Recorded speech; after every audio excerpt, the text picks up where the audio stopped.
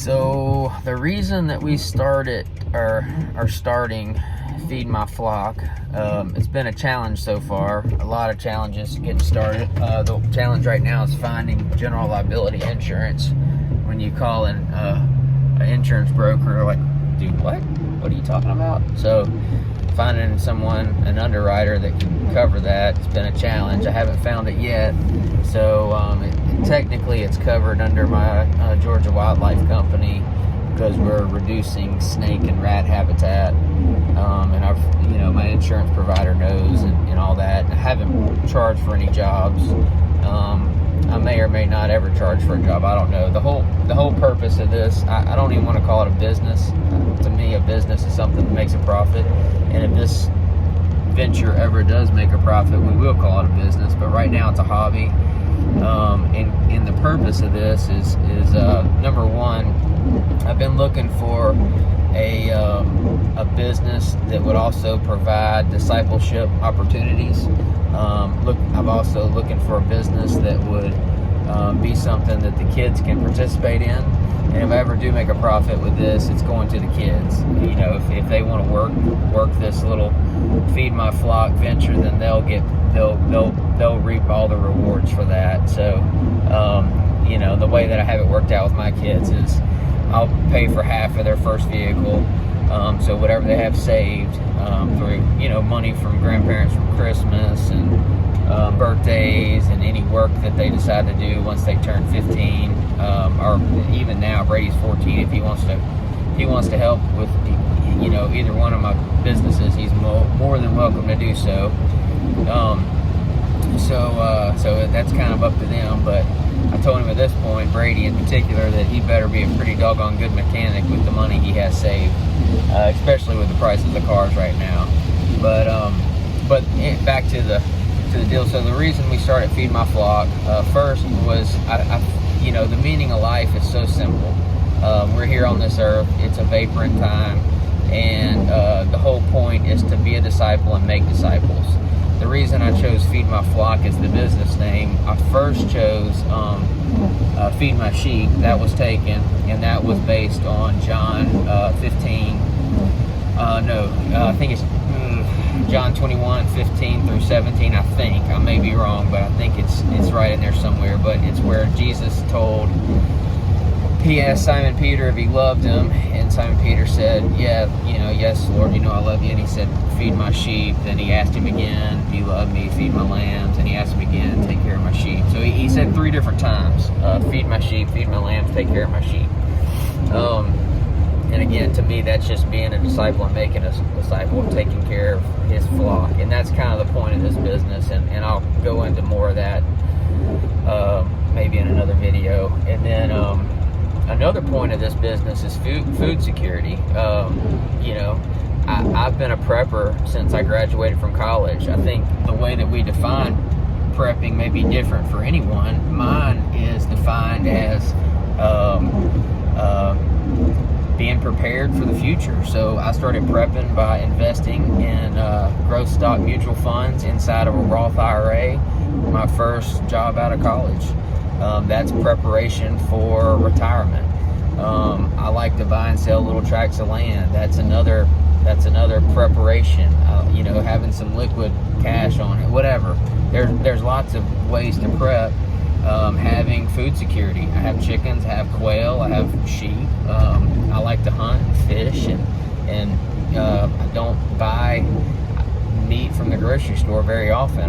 We kind of provide that ourselves, and meat food storage. I don't do that. I kind of like to learn. When we go fishing at the creek, I'm constantly eating wild violets, or trout lily, or I like to know what out there we can eat. And all those foods are much more nutrient dense than the stuff you can buy in the grocery store anyway. I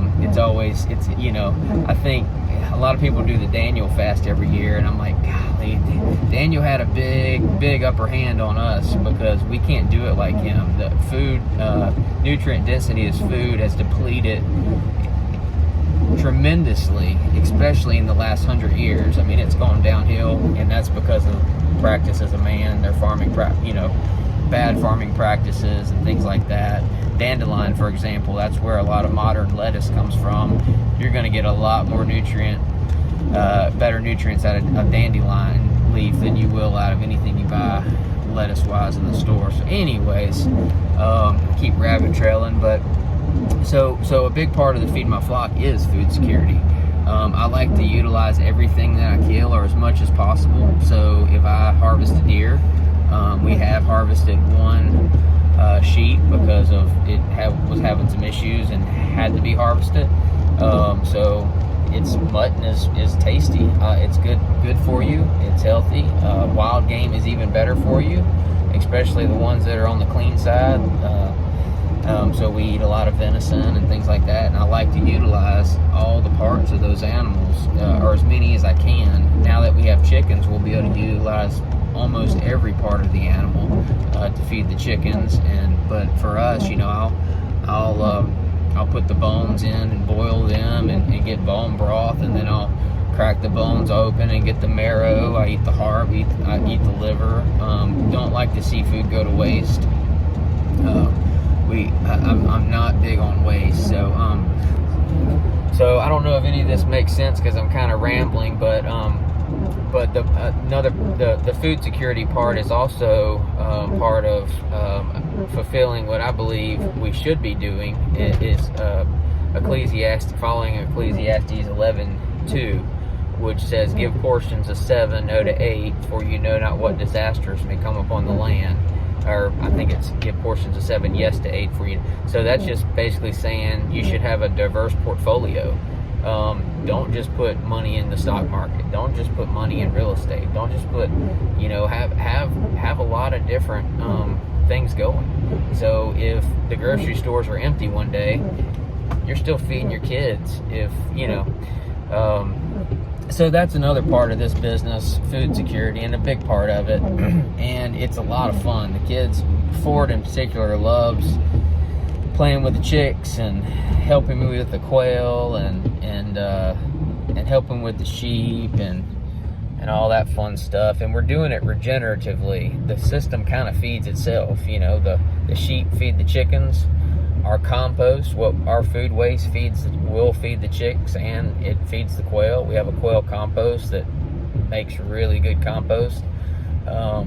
So that's kind of the purpose of this whole little Feed My Flock. And then if we're ever able to have, go in and defoliate and take care of invasive species for a profit. Right now, I haven't even mentioned that to customers. I've been just throwing it out for free to people that I know, or people we've done exclusions for, or people that are friends of mine. So far, it's costing some money with gas prices, having to check on the sheep every day, trailering sheep around. There's some expense there. Had to buy a piece of property to house the sheep and all that good stuff. So I don't know that I want to necessarily bleed too much on the business, but breaking even would be more than fine for me. So that's what we're doing with Feed My Flock. I hope that made a little bit of sense. I'm trying to do a video a day, and I'm probably not going to edit them because I just don't want to take that time to do it. So it's going to be kind of raw and pretty kind of a little rough around the edges, I guess, but that's what it is.